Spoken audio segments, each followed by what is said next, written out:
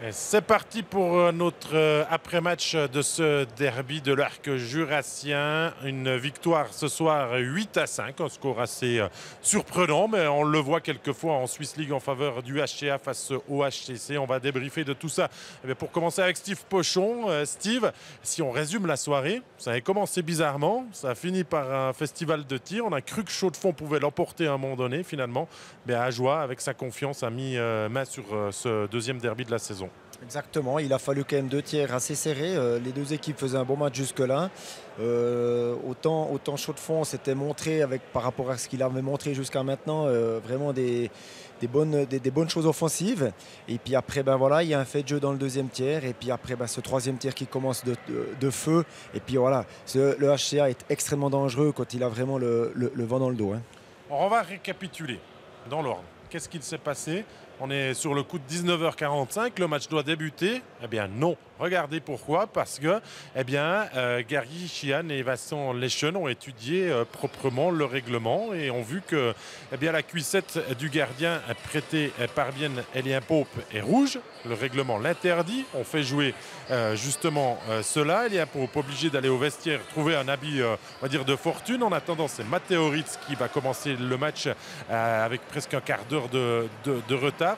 On s'attendait alors vraiment tous au face à Steve. Oui, alors nous étions les premiers vraiment surpris. Les gens, nous on avait dans l'oreillette, on savait ce qui se passait, mais je pense que pour les gens, ils ne devaient vraiment rien comprendre parce que personnellement, moi j'ai jamais entendu ça qu'il pouvait se passer ce genre de choses par rapport aux gardiens, par rapport à la cuissette.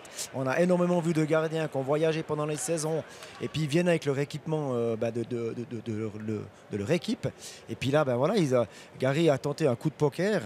On l'a dit avant, moi je suis pas tellement fan de genre quand on est premier au classement, de tenter ce genre de coup de poker. En plus de ça, ils ont commencé un petit peu le match en dedans. Ça leur a pas forcément donné beaucoup de crédit par rapport à ça. Ouais, parce que ça peut devenir un arroseur arrosé. Et c'est ce qui est arrivé avec l'ouverture du score qui a été du côté des Abeilles. Le premier but est signé Brett Cameron sur une passe de Simon Barbero. Et là, on sent que la HCC est soulagé. Je crois que c'est le mot à utiliser. 192 minutes, 15 secondes exactement que le HCC n'avait plus marqué. On le voit avec ses images. Et là, ça libère tout un groupe. Ouais, ça libère complètement tout un groupe parce que ça fait une semaine que dans les journaux régionaux, on parle de ces statistiques qui sont peu flatteuses et puis tout, on s'en passerait bien. Et puis les attaquants étrangers surtout sont pointés du doigt parce que c'est eux normalement qui doivent tirer le groupe offensif. Et puis ce goal, il arrive au bon moment. Alors après, il y a le 1 partout, le 2-1, le 2-2 que vous découvrez. Et on va arriver d'ici quelques instants sur le fait du match. On va pouvoir accueillir le premier joueur qui va venir à l'interview. C'est Adam Hazani, le capitaine du HCC. Adam, on est sur le 2-2. On a parlé de ce début de match avec l'histoire de la cuissette de votre gardien. Vous, comment vous l'avez vécu? Comment on comprend ça? Pas très bien en fait. Je pense que je crois que c'est le banc de Ajoie qui a signalé la cuissette, donc c'était un peu pour nous déstabiliser. Mais je pense que on a réussi à rester concentré. On a eu une bonne entame de match, donc au final ça va pas changer grand chose pour nous. On a juste eu ce petit délai. Mais ça va pas changer grand-chose. Mais qu'est-ce qui décide de ce match finalement? C'est l'histoire de ce penalty, le 3-2 là qu'on va pouvoir remontrer. Jusque-là, vous étiez bien dedans? Ouais, comme ça, c'est dur à dire. Je dirais surtout l'entame de notre troisième tiers. Je pense qu'on est arrivé sur cette glace, on a reçu beaucoup de goals à la suite. On n'a pas su stopper l'hémorragie. Donc c'est ça, je pense, qui nous a coûté le match ce soir. Et malheureusement, je pense pas que le penalty ait joué un grand rôle, mais plutôt notre entame de troisième tiers. Alors, avant de parler aussi avec Julia Privet qui n'a pas joué ce soir mais qui est à la patinoire, qui a encouragé les siens depuis la tribune.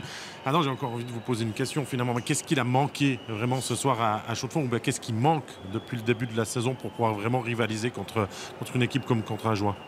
Moi, je pense que les derniers matchs, il nous manquait beaucoup de choses. Ce soir, je pense qu'il y a eu quand même du mieux. On s'est battu pendant 60 minutes. On a réussi à marquer. Normalement, quand tu mets 5 buts à l'extérieur, surtout ici à Ajoie, je pense que tu devrais gagner le match. Donc, c'est surtout défensivement qu'il faut qu'on travaille plus fort, qu'on soit meilleur. Et moins se compliquer le jeu. Et par moments, être plus fort et Et là, je pense qu'on on a un peu été des victimes en début de troisième tiers. On n'a pas su réagir. Et je pense que c'est dans ces moments-là où on sent qu'il y a du pressing de l'autre équipe, simplifier notre jeu et jouer les bases du hockey en fait.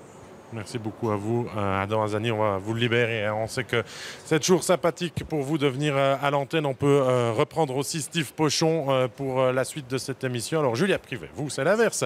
Vous n'avez pas joué. Petite blessure, on en parle suite au match de coupe dimanche. Ça va? Rien de trop grave? Ça va mieux. J'ai une contusion en fait au tendon suite à un shoot d'un défenseur de Lausanne.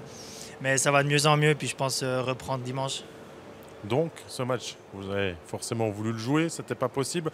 Vous l'avez vécu comment? Parce qu'il y a eu quand même pas mal d'émotions dans cette rencontre. Ouais, j'avoue que c'était assez spécial comme match. Il y avait beaucoup d'émotions. De notre part, à mon avis, on n'a pas, vu d'en haut, on n'a pas fait notre meilleur début de match. Ça nous a mis un peu de temps avant de nous mettre en jambes. Mais plus le match avançait, mieux ça allait.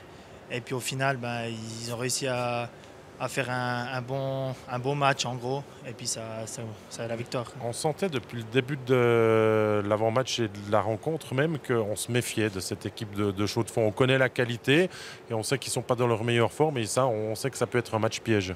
Oui, même si en ce moment peut-être ça va moins bien disons chez eux, mais c'est toujours difficile de jouer contre eux, c'est un derby. C'est une équipe très très forte offensivement, défensivement ils sont bons. Il faut toujours se méfier de ces matchs-là, mais je pense qu'on l'a bien pris, on s'est bien préparé quand même.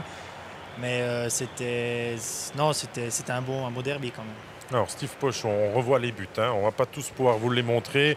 On va vous dire d'aller sur Facebook et sur les réseaux sociaux à l'issue de cette rencontre. On vous concoctera la vidéo complète. Il y a eu quand même la bagatelle de 13 buts. Mais comment on explique aussi que Chaux-de-Fonds perd pied? Est-ce que c'est le 3-2 qui leur met un coup derrière la nuque et puis au retour du vestiaire, ils sont totalement absents? Ou est-ce que c'est justement ces carences défensives dont parlait Adam Azzani qu'il faut encore corriger, gommer? Je pense que c'est un peu un tout. Et puis quand tu perds autant de matchs de suite, forcément, sur 60 minutes, tu vas avoir des moments où il y aura des temps faibles. Et puis malheureusement, il y a tout qui t'arrive. Et puis tu n'as pas la baraka comme peut l'avoir un leader où il y a tout qui marche pour lui. Et puis quand tu es dans le dur, tu travailles. Et puis des fois, tu n'es pas forcément récompensé. Puis le petit moment de faiblesse, le mauvais moment du match, il t'arrive un peu tout et n'importe quoi. Puis là, on le voit, il y a quand même 2 ou 3 voire autogoals. Et puis, il y a d'un côté une équipe qui marche sur l'eau, puis de l'autre, qui patine dans le yogourt. Et puis, c'est dur pour eux, quoi. Parce que forcément, on essaye. On doit travailler plus que les autres. Et puis, sur 60 minutes, il leur manque encore peut-être 20 minutes, quoi. Alors, ce début de saison est fantastique, Julia Privé. On savoure dans le vestiaire. Est-ce que ça peut durer? Est-ce que c'est pas trop beau finalement? Est-ce qu'on en prend conscience de ça? Alors oui, on prend conscience. Et je pense quand même le plus dur, c'est de garder les pieds sur terre. Même si ça va très bien, il faut toujours rester concentré, il faut voir ce qu'on fait de bien, il faut améliorer ce qu'on fait moins bien.